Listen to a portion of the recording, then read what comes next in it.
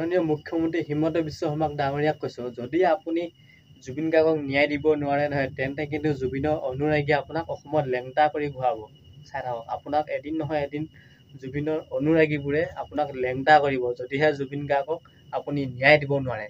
আপুনি অতদিনে কৈ আছিলে জুবিন গাৰ্গক মই ন্যায় দিম, কিন্তু হঠাৎ আপোনাৰ সুৰ কিয় সলনি হৈ পৰে?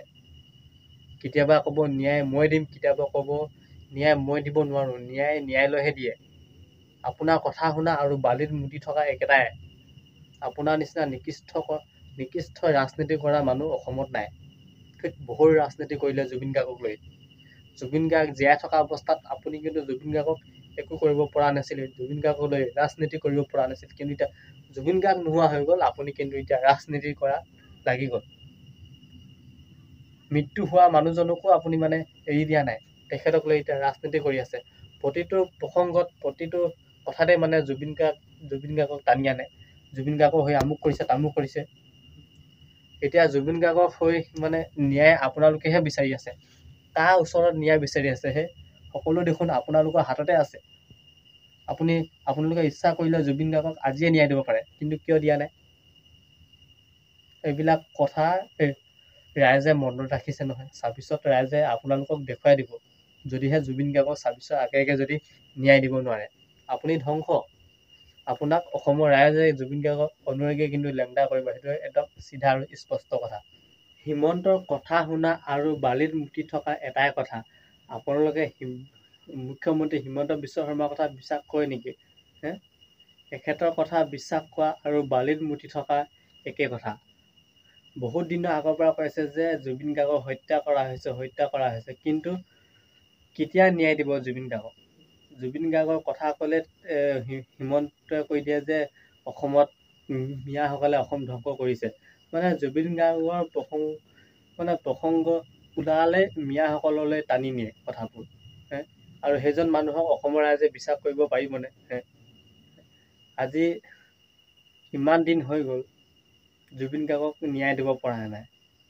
হিমন্ত বিশ্ব শৰ্মাইতো কৈ আছে যে জুবিন গাৰ্গক হত্যা কৰা হৈছে, 100% জুবিন গাৰ্গক হত্যা কৰা হৈছে।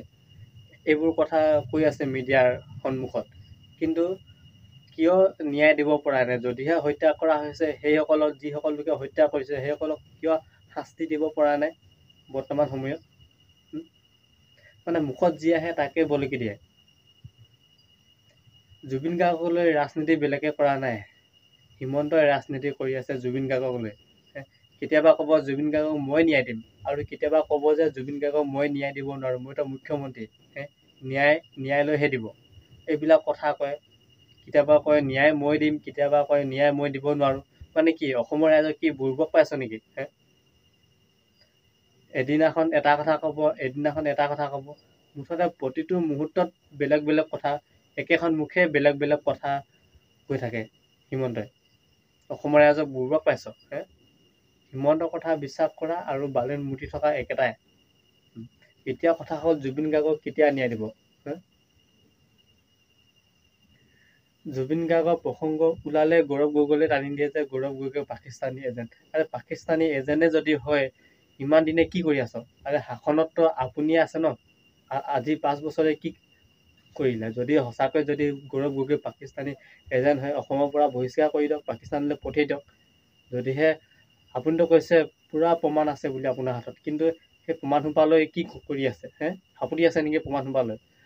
প্ৰমাণ সোপা লৈ আপুনি সাপতি থাকিব নালাগে, গৌৰৱ গগৈ পাকিস্তানলৈ পঠিয়াই দিয়ক। যদিহে গৌৰৱ গগৈ পাকিস্তানী এজেণ্ট, অসমত কি কৰি আছে গৌৰৱ গগৈ?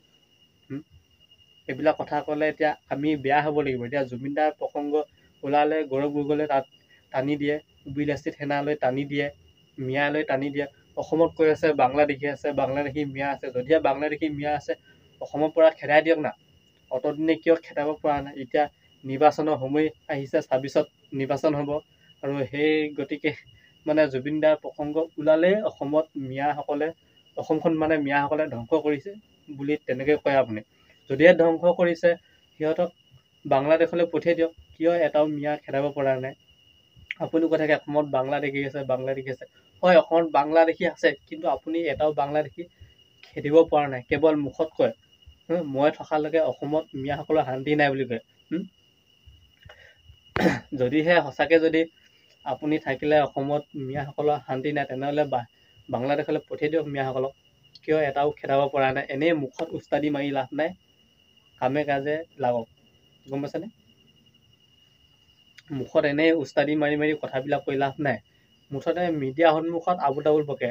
আৰু কেইটামান কথা কৈছিল যে জুবিন গাৰ্গক চিনেমাখনক লৈ। আপুনি জুবিন গাৰ্গৰ চিনেমাখন চাব যাব, কেতিয়া চাবলৈ যাব? সেই ভঙা হলটোত চাবলৈ যাব নেকি? যদিহে 26টা আপোনাৰ চিকিউৰিটি আছে, সেই গেটে 26টা টিকট কাটি কিনে আপুনি এখন চিনেমা হলত গৈ চিনেমা চাব পাৰে জুবিন দা। কিন্তু আপোনাৰ জুবিন দাৰ চিনেমা চোৱাৰ আপোনাৰ বুকুত সাহস নাই, গম পাইছেনে? আপোনাৰ সেইখন সাহস নাই জুবিন দাৰ চিনেমাখন চাব পৰা। আপুনি জোনাকী হলত গৈ চিনেমা চাম বুলি কৈছিল, কিন্তু সেই জোনাকী হলটোচোন ভাঙি চুৰমাৰ হৈ আছে, তাত বহিবলৈ চকী এখন নাই। কি যে কথা কয় নহয়, অসমৰ ৰাইজক ইমান দুৰ্ভোগ পাইছে নেকি? যিহকে মন যায় তিহকে কয়। কিছুমান অন্ধভক্তই কিন্তু হিমন্তে যিমান মিছা কথা কয় সিমানে বিশ্বাস কৰে, যিমানে মিছা কথা কয় সিমানে বিশ্বাস কৰে। এই অন্ধভক্তসকলৰ কাৰণে কিন্তু আজি হিমন্তে অসমৰ ৰাইজৰ মূৰৰ ওপৰত উঠি নাচি আছে, গম পাইছেনে? কি কয় অসমৰ ৰজা, জনসাধাৰণৰ ৰজা বুলি নিজকে কয়, নিজকে পৰিচয় দিয়ে, কিন্তু জনসাধাৰণৰ ৰজা আপুনি নহয় নহয়, জনসাধাৰণৰ সেৱকহে আপুনি। জনসাধাৰণৰ এজন প্ৰতিনিধি হয়, গম পাইছেনে? অসমৰ ৰাইজে ৰজা, আপুনি ৰজা নহয়। ৰাইজে যি বিচাৰে তাকে হ'ব। এই আঙুলিটো দেখিছে নহয়, এই আঙুলিটোৱে কথা ক'ব 26ত, গম পাইছেনে? এই আঙুলিটোৱে আপোনাক কিন্তু ধ্বংস কৰিব পাৰে 26ত। এবাৰ ভাবি চাব। এনেই মানে মিডিয়াৰ আগত আবুল তাবুল কথা কৈ লাভ নাই।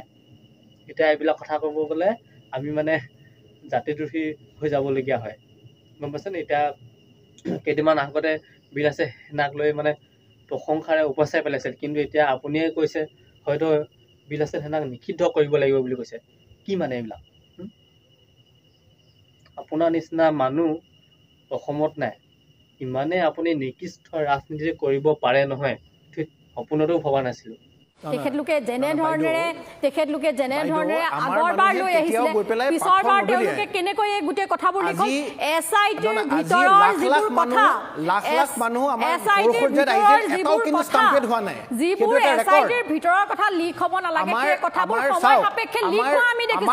অতনু ভূঞাৰ দৰে ব্যক্তিয়ে আজিৰ তাৰিখতো এটা পোষ্ট কৰিছে, যিবোৰ কথা অসমৰ ৰাইজে বেলেগে নাজানে, সেয়া তেওঁ SITৰ ভিতৰৰ কথাবোৰ কেনেকৈ জানে? এই কথাবোৰ কান্দি আহিছে, কিন্তু যেতিয়া আপোনালোকৰ পিনৰ পৰা এইবিলাক ভাষ্য আহিলে তেখেতসকলে গম পাইছে যে কোনোবা লিডাৰ আমাৰ লগত আছে, আমি পাথৰ মাৰিব পাৰোঁ, বিজেপি চৰকাৰে কৰে, আমি মানে পাথৰ মাৰিব পাৰোঁ, সেই বিশ্বাস দিছে আপোনালোকৰ সভাপতি ডাঙৰীয়া। এই কথাটো কিন্তু সঁচাকৈ নিন্দনীয়, এটা নিন্দনীয় কথা। সমগ্ৰ অসমৰ ৰাইজে বিচাৰ আৰু বিবেচনা কৰিব, শ্যামলী এই বিজেপি চৰকাৰৰ দিনতে কিন্তু আমি জুবিন গাৰ্গক হেৰুৱাবলগীয়া হ'ল। আৰু যিকেইজন ব্যক্তিলৈ অসমৰ 3,50,00,000 জনসাধাৰণে আঙুলি টোৱাইছে, সেই কেইজন ব্যক্তি কিন্তু বিজেপিৰ লগত জড়িত হৈ আছে। আপুনি কেনেকৈ ক'ব লিখিব? ফটো নহয়, ফটো গৌৰৱ গগৈৰ লগত নাই নেকি?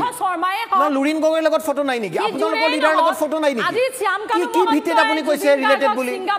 কি ভিত্তিত আপুনি কৈছে বিজেপিৰ লগত ৰিলেটেড বুলি? আপোনালোকে বনাই গ'লে নহ'ব, আৰু ৰাইজে আপোনালোক সেইকাৰণে ৰিজেক্ট কৰে, কাৰণ বনাই বনাই নেৰেটিভ ছেট কৰে।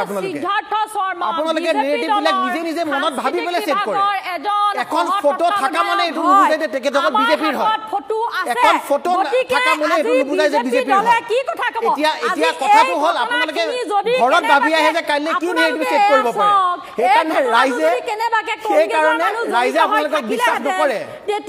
আমাৰ অসমীয়া ৰাইজে আপোনালোকক বিশ্বাস কৰিবলৈ বাদ দিছে। নেৰেটিভ এতিয়া নহয়, গৌৰৱ গগৈ ডাঙৰে নেপালৰ কথাটো কেলে ক'লে? সিদ্ধাৰ্থ শৰ্মা এয়া তেওঁলোক কৰ লগত জড়িত হৈ আছে, কিহৰ লগত জড়িত? কিহৰ লগত জড়িত? আমাৰ ষ্টেটমেণ্ট দিছে, আমাৰ পাৰ্টিয়ে ষ্টেটমেণ্ট দিছে, তেখেত কেতিয়াও জড়িত নাছিলে। ফটো কেতিয়াবা উঠিব পাৰে, ফটো উঠিলে হ'ব নেকি? আজি ফটো গৌৰৱ গগৈ ডাঙৰীৰ লগত নাই নেকি? লুৰিণ গগৈ ডাঙৰীৰ লগত নাই নেকি? আপুনি নাচি ক'ব পাৰে জানো? ফটো নাই বুলি আপুনি ক'ব পাৰে? নোৱাৰে। আপোনালোকে নেৰেটিভখিনি ঘৰত ছেট কৰি আহে, আৰু সেইকাৰণে ৰাইজে আপোনালোকক ৰিজেক্ট কৰিছে। প্ৰত্যেকটা ইলেকশ্যনত 2016 পৰা আপোনালোকে হাৰি আহিছে এটা কাৰণে, কাৰণ ৰাইজে আপোনালোকক বিশ্বাস নকৰে। আৰু জুবিন গাৰ্গ ডাঙৰীয়াৰ মৃত্যুটো ৰাজনীতি নকৰিব, ৰাজনীতি নকৰিব, ৰাজনীতি আপোনালোকে নকৰিব। সম্প্ৰদায়ৰ মাজত কোন নাযাব গতিকে কথাবোৰ ৰাইজে সমগ্ৰ অসমৰ ৰাইজে চিন্তা কৰিব ঠিক আছে ৰূপাকলিকে বহুত কেইটা অভিযোগ আনিছে আমাৰ হিয়াৰ আমঠু জুবিন গাৰ্গক আমি হেৰুৱাব লগা হ'ল ঠিক আছে ৰূপাকলিকা মই যাম বিজেপিৰ লগত জড়িত আশিষ ভৰালীৰ ওচৰলৈ যাম প্ৰতিক্ৰিয়াটো ল'ম ঠিক আছে মই আশিষ ভৰালীৰ ওচৰলৈ আপোনালোকৰ নহয় কেৱল ৰাজনীতি সকলোতে আপোনালোকে কেৱল ৰাজনীতিয়ে কৰিব যেনে জুবিন দাৰ ভাল কথা এটা পাতক না জুবিন দাক কেনেকৈ ন্যায় দিব লাগে সেই ক্ষেত্ৰত ভালকৈ দুআষাৰমান কথা পাতক আপোনালোকে কিহৰ বিজেপি কংগ্ৰেছ কিহৰ মানে এইবিলাক সকলোৱে মিলি জুবিন গাৰ্গক ন্যায় দিয়ক আপোনালোকে কেৱল সকলোতে কেৱল আপোনালোকে ৰাজনীতি কৰিব বিচাৰে জুবিন দাৰ প্ৰসংগত ভাল কিবা এটা কথা পাতক এইবিলাকক মানে টক শ্ব'লে মানে মাতিবই নালাগে কেৱল কাজিয়া কৰিব আহে কেৱল চিঞৰিব আহে তাৰ বাহিৰে একো কৰিব নাহে সকলোতে কেৱল ৰাজনীতি